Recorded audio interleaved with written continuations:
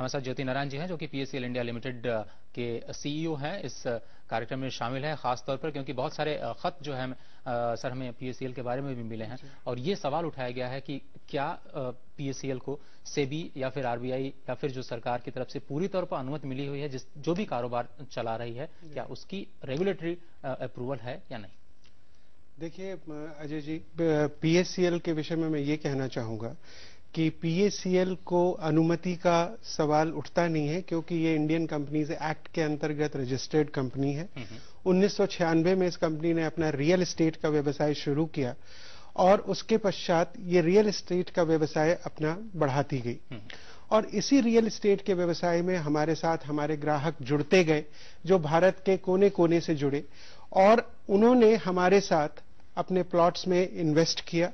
उनको उनका प्लॉट्स का रिटर्न, प्लॉट्स, सारी चीजें सब समय से मिली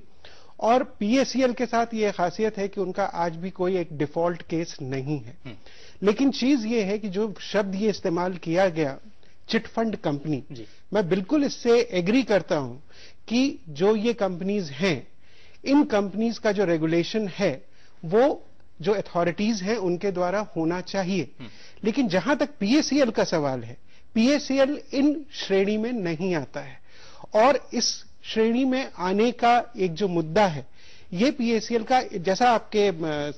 संवाददाता ने बताया कि सेबी ने सुप्रीम कोर्ट का दरवाजा वो किया है, ऐसा कुछ नहीं है बेसिकली, क्योंकि ये जो मुद्दा है ये सेबी के साथ हमारा ये केस पहले से है और ये केस हम 2004 में राजस्थान हाईकोर्ट से जीत चुके हैं कि पीएससीएल रियल एस्टेट का कार्य करती है और ये कोई भी कलेक्टिव इन्वेस्टमेंट स्कीम या चिटफंड जो वर्ड इस्तेमाल किया जा रहा है या फर्जीवाड़ा या जो भी चीजें हैं, तो इसकी वजह से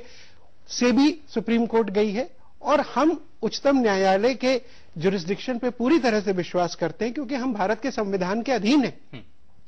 तो ये एक मुद्दा पीएससीएल के लिए जो है वो अननेसेसरीली उठा है और मैं आपको बताना चाहूंगा कि इसमें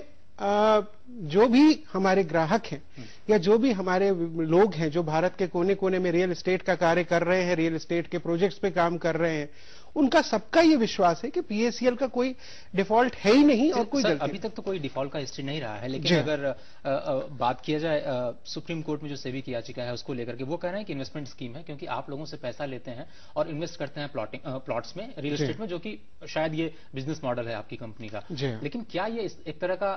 कलेक्शन नहीं है चूंकि आप लोगों से पैसा उठा रहे हैं इसलिए, चूंकि आप जमा ले रहे हैं आरबीआई की अनुमति चाहिए या फिर उसको इन्वेस्टमेंट कर रहे हैं रियल एस्टेट में इसलिए आपको सेबी की अनुमति चाहिए? वो रेगुलेशन का क्लियर अभी तक फंडामेंटल्स क्लियर नहीं हो पाया। आपकी बात बिल्कुल सही है कि क्लियर नहीं हो पाया जैसा आप खुद कह रहे हैं,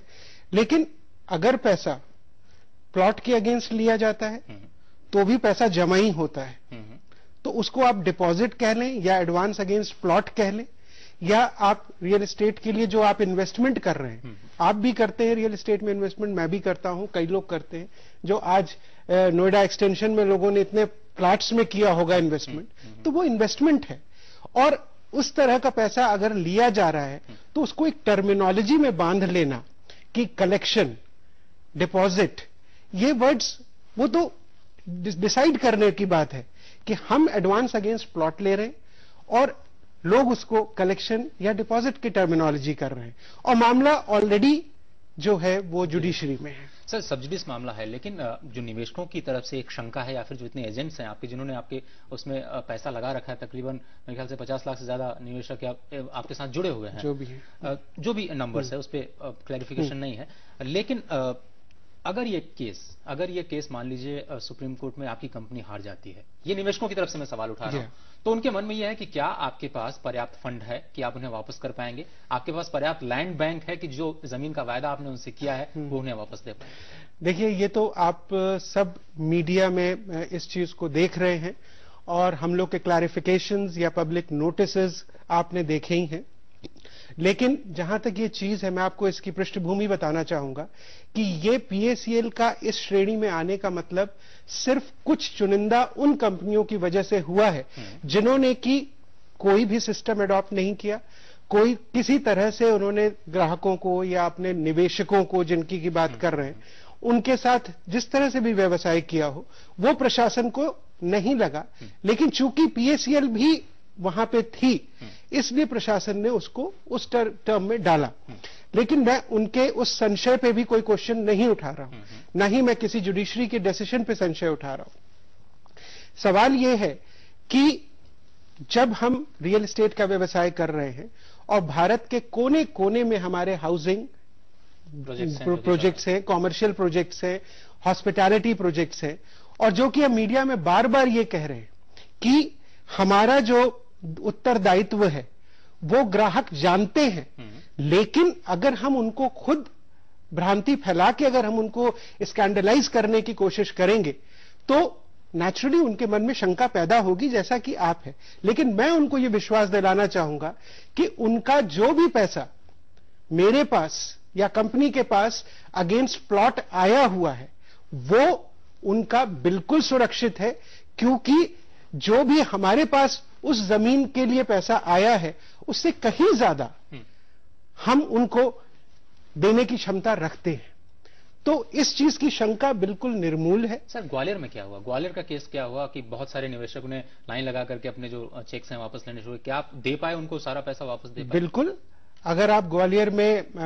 पता करें, ग्वालियर में कोई भी व्यक्ति पैसा वापस लेने नहीं आ रहा था, लेकिन चूंकि इन कंपनीज की वजह से या इन धारणाओं की वजह से या उन मीडिया के जो एक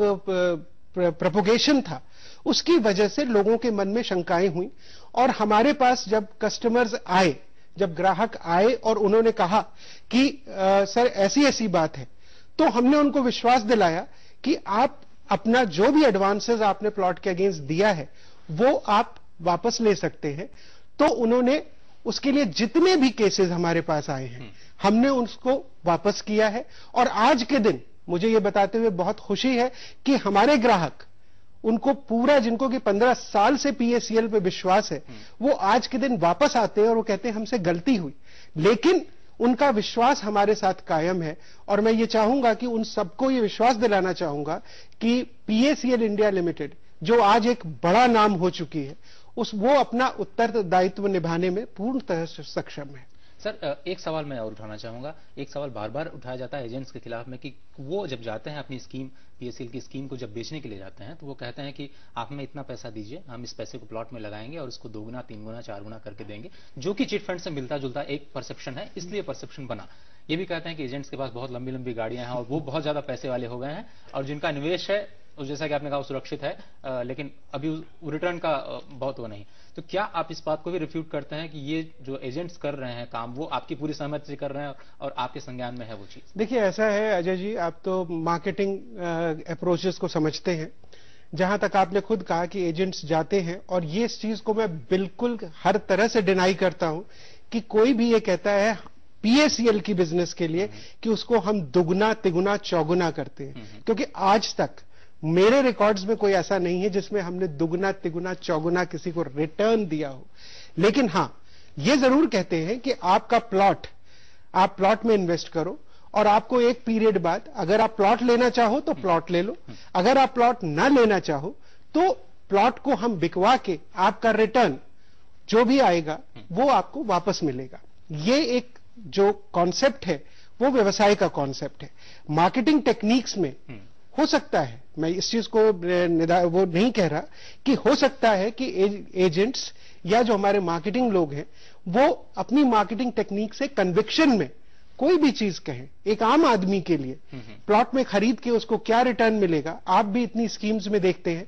कि आपके पास इतने बिल्डर्स की स्कीम्स आती हैं और आप उसमें ये देखते हैं, आप बात करते हैं कि हमें इसमें क्या, जिसमें क्या रिटर्न मिलेगा। अगर वो नोएडा की है तो उसमें ज्यादा मिलेगा, गुड़गांव में है। नोएडा की बात कर रहे हैं इसलिए एक जुड़ा हुआ सवाल ये कि जो भी आपकी लैंड होल्डिंग्स हैं, जी हाँ, क्या वो पूरी तरह से रेगुलेशंस के अनुसार ही हैं या फिर वो उसमें कन्वर्जन का मामला जैसे नोएडा में आया और 1 लाख कम से कम निवेशक फंसे हुए हैं? जो आपके निवेशक है, क्या आपकी जमीन से जो जुड़े दस्तावेज हैं वो पूरी तरह से क्लियर हैं और उसमें कोई टाइटल डिस्प्यूट्स नहीं है? बिल्कुल कोई डिस्प्यूट्स नहीं है। जहां भी हमारे ग्राहक जिन्होंने भी हमसे जमीन ली है उनके रजिस्ट्रेशंस, उनके अलॉटमेंट सब प्रॉपर टाइमिंग से हुए हैं और हमारा जितना भी लैंड बैंक है वो एक पूरे सिस्टम के साथ चलता है। और जो भी हमारे प्रोजेक्ट्स हैं, आज के दिन हमारे पूरे भारत में करीब 50 से 55 प्रोजेक्ट्स आने की तैयारी में है। 20-25 प्रोजेक्ट्स हम कर चुके हैं। तो वो जितने भी प्रोजेक्ट्स हैं, बल्कि हमने मीडिया में भी ये नोटिस दिया है कि हमारा एक भी प्रोजेक्ट बिना किसी अप्रूवल, बिना किसी कॉन्करेंस, बिना किसी सैंक्शन के स्टार्ट ही नहीं होता है। तो जब तक हम अपने को बिल्कुल वो नहीं कर लेते कि ये चीज बिल्कुल सही है, हम आगे नहीं बढ़ते हैं। चलिए, बहुत बहुत शुक्रिया सर आपका इस कार्यक्रम में शामिल होने के लिए। अपनी